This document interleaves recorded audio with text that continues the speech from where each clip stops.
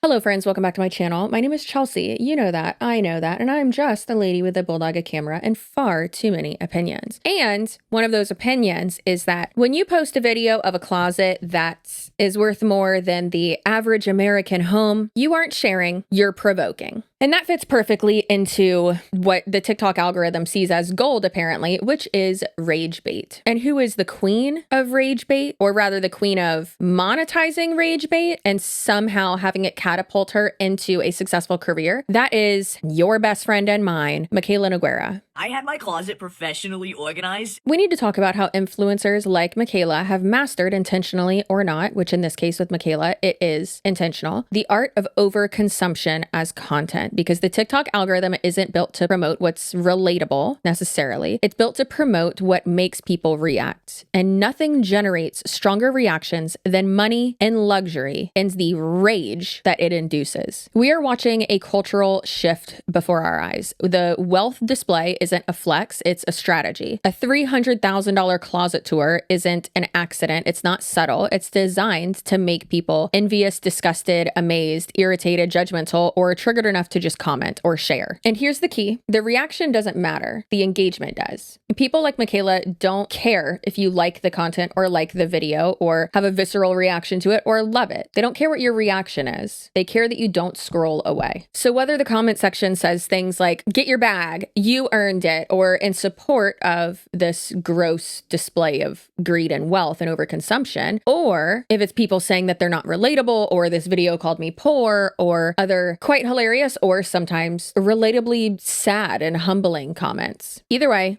comments and shares equal engagement. Comments boost the video. TikTok sees that more people are engaging, and therefore it pushes it out more because the video is performing. And performing well doesn't mean that it's being well received. It just means numbers are up. Perception does not matter. So when it comes to TikTok, outrage isn't a byproduct, it's a tool. And I'll tell you what, I might not agree with it. I might not like it. I might be scared of rage bait because if someone assumes something incorrect about me, I will cry. However, over the last few months, I have really come to realize that I don't approve of it and I don't like it, but Mikayla's a marketing genius.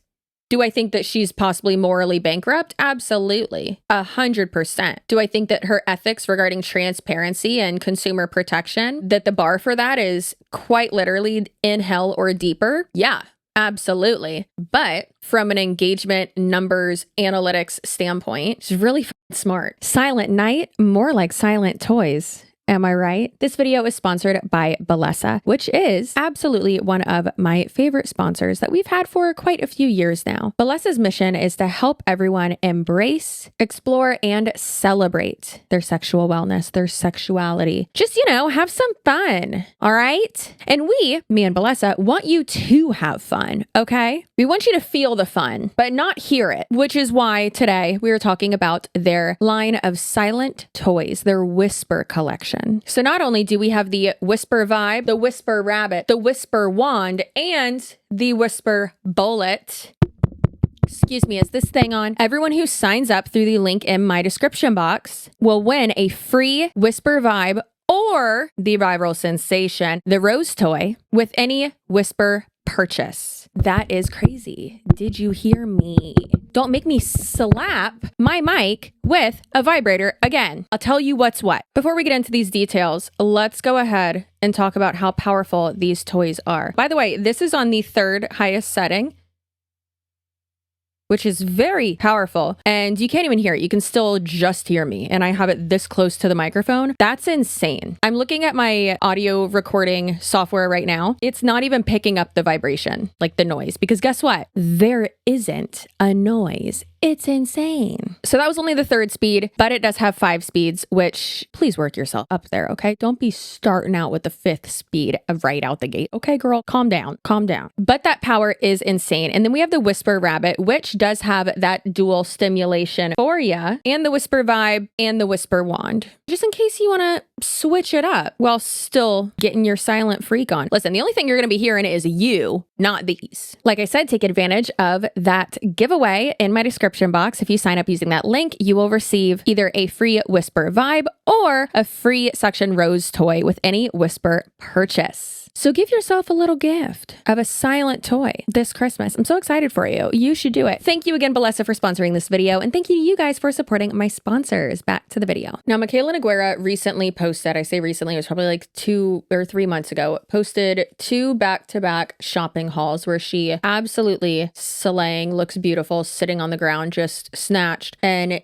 of course is like, I blacked out like really bad. And who blacks out and spends $500,000 at Louis Vuitton on some of the ugliest things I've ever seen in my life? I don't know. I could not tell you because, dear God, that's insanity. That is insanity. So she did that back to back. A lot of people were absolutely just the overconsumption and hated that. It was so tone deaf, blah, blah, blah. But of course, that generated so much conversation, so much engagement, and most importantly, so many views on her TikTok account. I feel like the proof that it is working on TikTok, but it doesn't work on other platforms, which we'll get into in a minute, is the fact that a lot of these people, including Mikayla, only post this type of stuff on TikTok because it works on there. It doesn't work on Instagram like that. So what Mikayla will do, in my opinion, is have some type of video that's gonna, drive up her views, whether it's outrage or sympathy or something like that. Even to be more specific, I'd say like 4 times a year. It's going to be a video that garners a good amount of sympathy. People are going to feel bad for her. And then there's going to be a more so like rage bait video after that. And then maybe not right after, but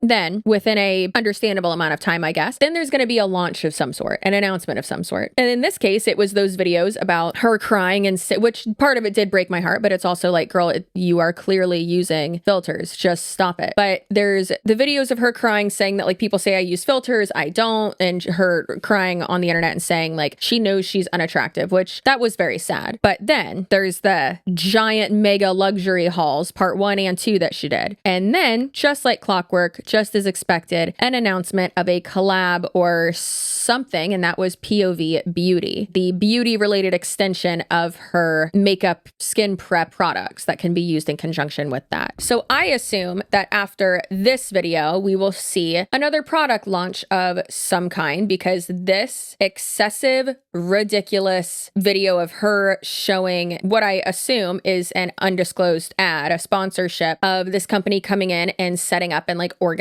her new closet for her that she just got in her giant mansion that has absolutely no protection around it, which also it's not a giant mansion, but it is a big ass house. So again, undisclosed. However, with that, I went through and screenshotted far too many things from the video. And keep in mind, we're only seeing probably a fourth of the items that are in this closet. But again, the overconsumption is one, disgusting. And yes, you can spend your money on whatever you want. Does it affect me? No. However, is it my job to have commentary on these types of things and unethical influencers? So yes, here we are, right? So let's start off with, I'm going a little bit out of order here, but let's start off with her Chanel costume jewelry. Now, keep in mind, it doesn't mean it's knockoff. I was under the impression that it did, and I was very confused. I was like, what? Because when I hear costume jewelry, I think like, oh, it's like plastic, which that's not what that means with Chanel. I'm a broke bitch, apparently. So Chanel costume jewelry just means like not real diamonds, but it still is very expensive retail. So for instance, and again, this is just from the screenshots that, we see on screen here. And we have here Chanel crystal CC studded earrings. So the logo, right? And she has easily 20 pairs of them in here. And the average cost would be around $600 retail. So that's $12,000. This is lowballing everything, by the way, all the figures I'm going to go over. And then we have large statement Chanel drop earrings. And it looks like she has about 6 pairs of like dangly ones. And that could be anywhere from, $1,000 to $1,700 or $1,800, $2,000, whatever. So again, just being conservative, just going in over an average, that's around like $7,200. And then we have bangle bracelets, the Chanel ones, and she has 3 of them. That could be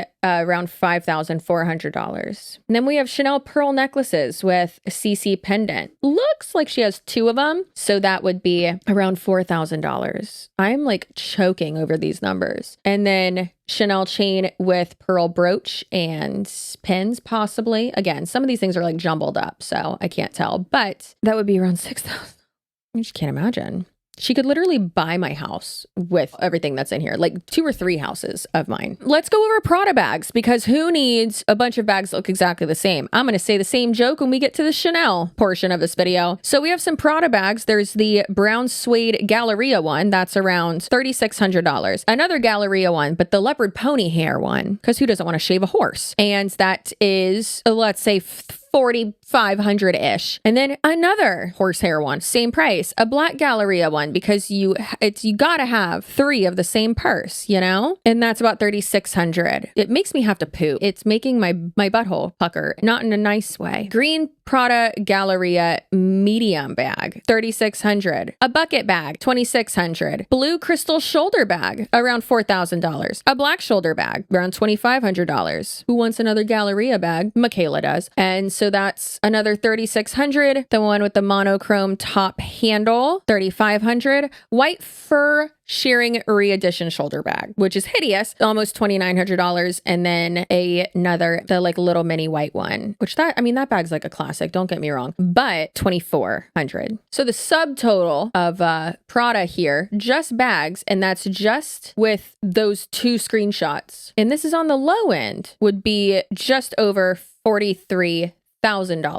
That's a year of college in the US at a public university in one cabinet of purses. And there's a few that like I couldn't see, so I wasn't able to look up the price. So more than that, it is absurd. That is absurd. But don't worry, it gets worse. Don't you worry about that, my dear. It gets worse. Also, in the jewelry one, there is Van Cleef items. The ring would be around $5,500. And then the Van Cleef bracelet would be, I believe, around $4,650, depending on like what edition it is, what years, like that, right? But still, that's a lot of money. Now, again, let's go over just these designers with these pictures, right? And again, this is just from these specific screenshots. There were things that I missed. There are things of like scarves and hats and gloves and obviously all of her clothes and a bunch of shoes, like so much. So I really feel like this is only like a fourth. Like I'm pretty sure there's way more. So with just going over like the designers, again, there are some shoes in here, but just with the designer stuff and these screenshots that we have here that I was able to get, again, I missed some. And again, this is only like a fourth of what is even in this video. And I'm sure hardly a fourth of what is in her closet. But from these screenshots, there's like 32 pieces, jewelry, shoes, no scarves, because I couldn't figure out those because they're all folded and shit. But bags, wallets, all that, $216,000. That's an estimate, obviously, but that's being very conservative. So then Van Cleef, $10,200. Some Dior, like small leather goods, is $2,000. Chloe bags, 5 pieces, $8,000. Miu Miu bags and shoes, 4 pieces, $7,000. Gucci bags, 9 pieces, $16,000. Louis Vuitton bags, 10 pieces, roughly, and that's around $30,000. And Prada bags and shoes, around $33,000. So with all of that, and of course, that's no scarves, no hats, no clothing, really, and not all of the jewelry, not even all of the bags, not all of the shoes. Again, this is like a fourth of what I saw just from those screenshots. Again, not including like even some of what's in those screenshots that I couldn't see. At least $319,200. That is so much fucking money. And like I said, that's probably not even a fourth of what this is valued at. And easily, this is like a $2 million closet. This girl is literally looking at Jaclyn Hill's page when she was like at the height of like the Morphe stuff and being like, hold my beer, Jaclyn. I can do worse. Just like imagine spending on the very, very low end, like at least $200,000 on Chanel. That's absurd. That is absurd. That's tone deaf. That's absurd. That's weird. Overconsumption, especially with this person, it's gross. It is disgusting. And I understand some people like to like live vicariously through people, but what made Mikayla famous and get to this point where she even is successful is that she was like the everyday woman, like, and was relatable and had like a relatable face, body, job, relationship, whatever, right? And wasn't like your conventional beauty. Good Lord.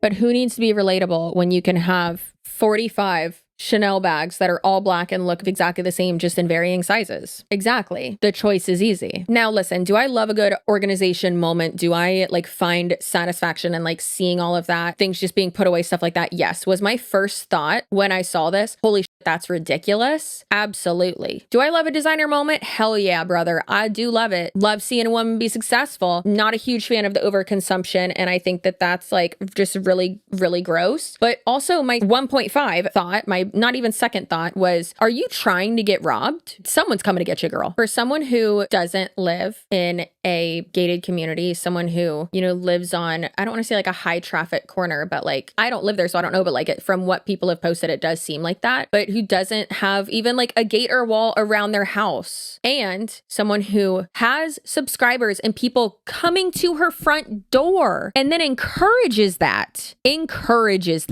She could have security outside of her house constantly, okay? Listen, she's got enough money. She very well could. Don't think she does. Really don't think she does. This is scary. It's very scary. I'm worried for her. And I typically don't care about anybody. Like, I want people to do well, but like, you know, focused on myself, as I say in a video on a channel where I talk about other people for a living. Okay. Studies on TikTok virality from Harvard Business Review in 2023 and NYU Stern Social Data Lab in 2024 show that content that triggers an emotional response, especially negative arousal, outperforms neutral content by 3 times. That means rage fuels reach, controversy becomes currency, outrage becomes a growth strategy. Content creators like Mikayla really lean into that. Crying videos, defensive rants, the confrontational tone, it's rage bait marketing, and especially with overconsumption as well. When Mikayla posts something that sparks outrage, audiences respond not just to the content, but to the pattern. They expect chaos and they engage because they've been trained to. Now, then also something I wanted to include in this video is the Jaclyn Hill aspect of this. Now, I already mentioned her before, but she's been getting,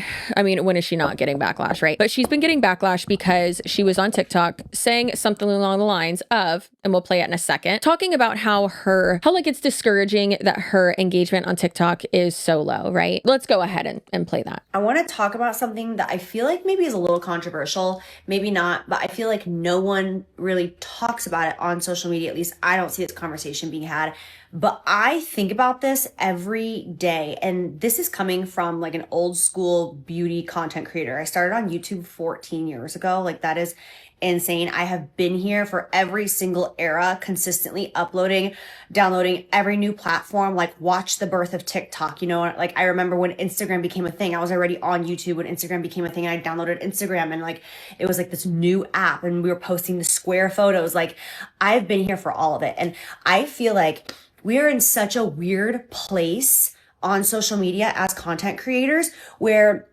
I am like fighting. I feel like I am like trying to run through mud to connect with my followers at this point. I feel like there are so many bots, and I feel like these apps are now controlling who views my videos.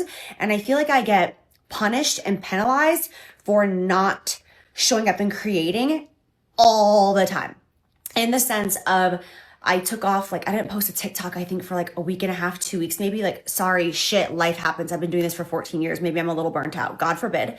But then I come back to TikTok and it's like I'm put in like this TikTok jail where my views are complete shit. No one is seeing, like, it's one thing if my engagement is shit, meaning like maybe my views are high, but my comments are low and the likes are low. It's like, okay, so my audience wasn't feeling the vibes of this video. That's fine. But I'm talking like when you have 1 million followers, but your videos are only getting 30,000 views, this is just not the way it used to be. Like, when I started, it was so organic. Like, you subscribed to the people that you liked, you opened up those apps, or you got a notification on your phone saying so-and-so just posted a video, you go, you engage with it. And like, it was that simple. Now it's like, I put videos out there and sometimes I just feel like I'm talking to myself. I'm like, where is my audience? And it's just, I feel like my audience is really on Instagram stories. Like, my girls are there for me on Instagram stories. Like, I really know who I'm talking to over there, but I miss the days of knowing who I'm posting my content for. And I'm just like, how do like these new creators grow at this point? Like, do the new creators out there, do you guys feel like you're connecting with an audience, or do you just feel like you're kind of throwing your videos out into cyberspace and like hoping that it's going to stick? Like, I don't know. And like my comments, like I'll post a video and within 10 seconds, I'll get like 15 comments and they're all slightly the same. And I'm like, okay, so like these are like bot comments. Like, these aren't really my followers. Like, I don't care about that. I'm at the point in my life and in my career where like, I only want to post for my girls, like the ones that I've built this relationship and this trust with. But like, TikTok isn't even showing my stuff to those people. So I'm like, I don't know. It's like these apps control who sees our stuff, and like the audience that we worked hard to build isn't even ours. It's owned by these apps, and we just have to like hope and pray that after posting our content, these apps are going to choose to show our content to our audience who chose to follow us in the first place. I'm just so confused, and I don't see a lot of people having this conversation.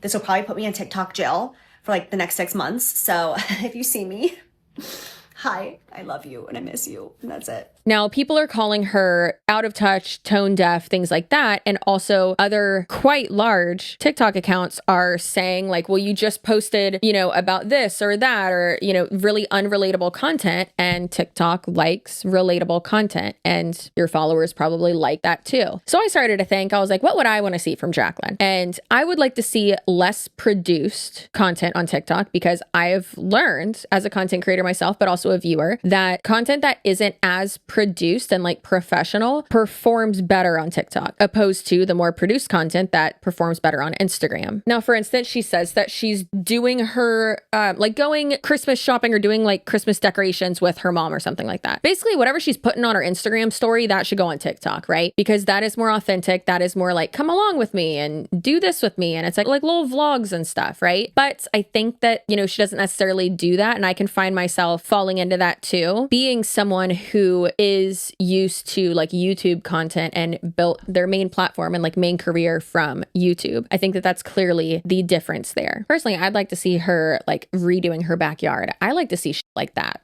Okay. Not that she's ever going to watch this. Show stuff about your backyard. I want to see it. I want to see the plants. I want to see what rocks and stuff you got back there. What you doing back there? What's the plan, girl? Putting in a koi pond? I don't know. You should. Some begonias. That's a flower, right? Some hydrangeas. Some bougainvillea. Bougainvillea sucks. I got 2 plants right out there outside the sliding glass door, and oh my God, it blows. Anyways, so let me tell you what's what. There have been people though who have pivoted and transitioned from YouTube to building a separate audience or like a different audience on TikTok, and who have done that really well. And 2 people who have done that very well, unfortunately for the rest of us, and just for the public in general, is James Charles and Jeffree Star. So, like I said, unfortunately for all of us, it seems like their audiences over there are very clearly different than what they had on Instagram or YouTube, because those people realized, oh, hey, one is a predator and then one is a scary racist, and therefore I'm not going to follow them. However, on TikTok, the audiences are typically younger, maybe people who are more geared towards short form content and don't want to watch long form content. Therefore, they didn't even ever watch people on YouTube. So maybe they never saw Dramageddon part 1, 2, 3, 4, 5, 6, 7, 8, 9, 10, right? They weren't there for those types of, you know, Bi Sister sagas, and seeing all of those receipts and understanding, oh, this person did admit to allegedly essentially harassing straight men, trying to like fly out his friend's abusive boyfriend to hook up with them, and then